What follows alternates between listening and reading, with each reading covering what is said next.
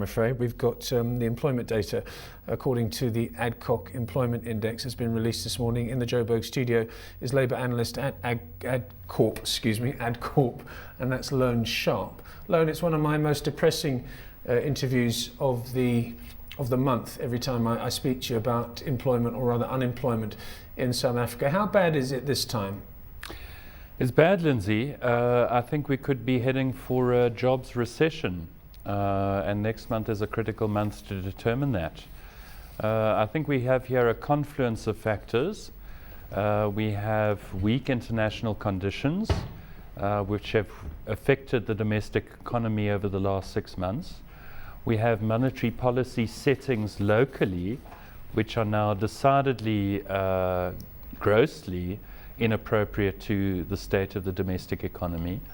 And we have labour regulations which are currently being tightened rather than relaxed, as they should be.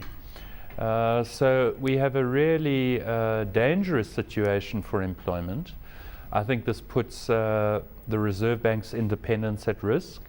This puts the risk of major industrial action, protests around the unemployment rate sharply at risk, and I think it's a generally weak and depressing environment.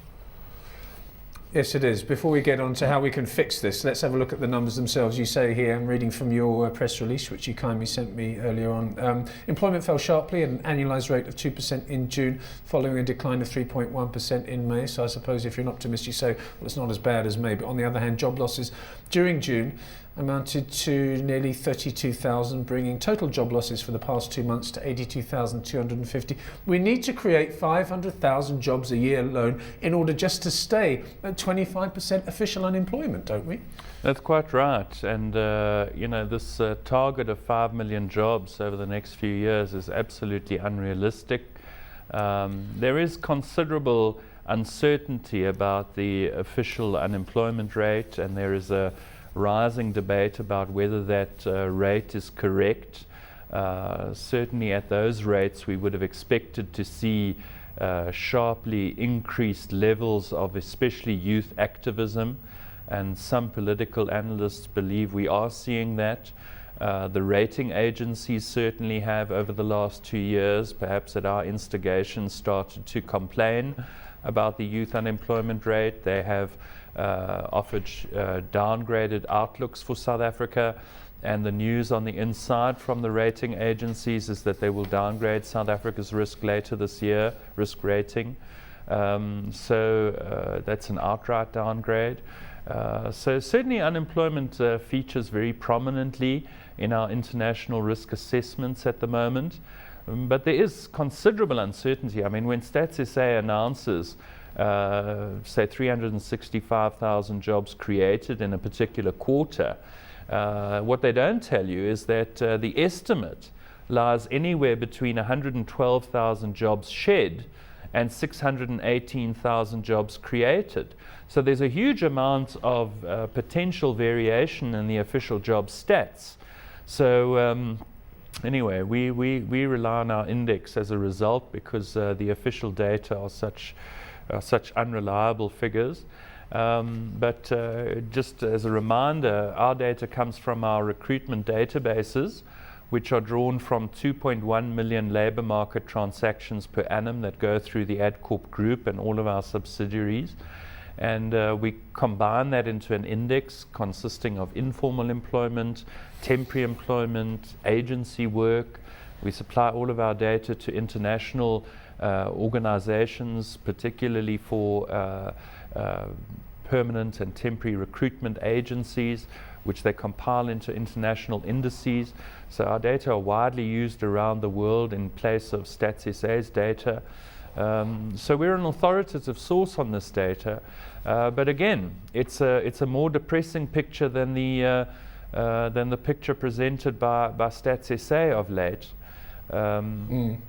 Loane, can I interrupt you there? I mean, it says here all sectors apart from wholesale trade and retail reported declines. It was plus 2.1% in retail trade and wholesale trade.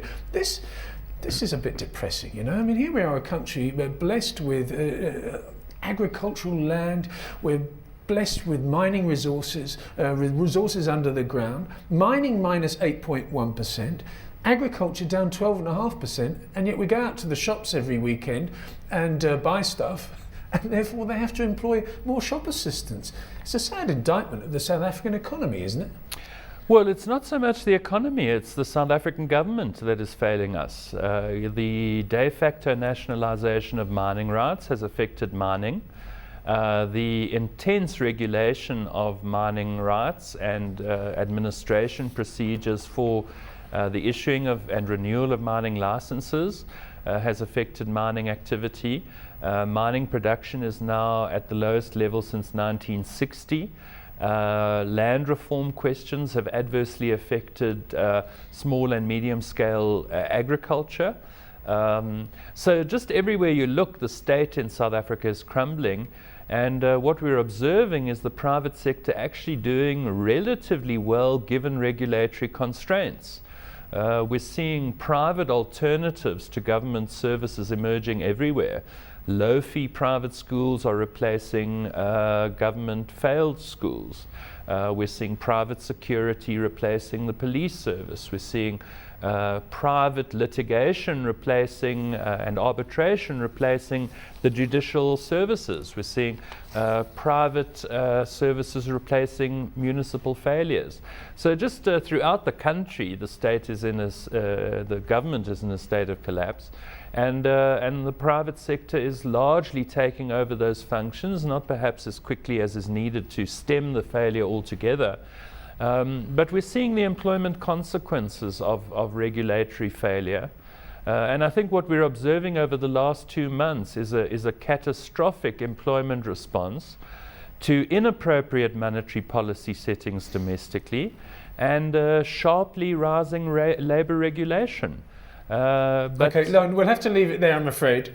But what I can do, I mean, after hearing your response as to why exactly employment isn't growing in South Africa, there's not only political risk and policy risk as well as economic risk. And I think I can feel a debate coming on, and we'll follow that up in the next few weeks, I hope. Loane, thanks so much for your time. Thanks, this morning. Lindsay. That's Loane Sharp, Labour analyst at AdCorp, on the occasion of AdCorp's employment index being released this morning.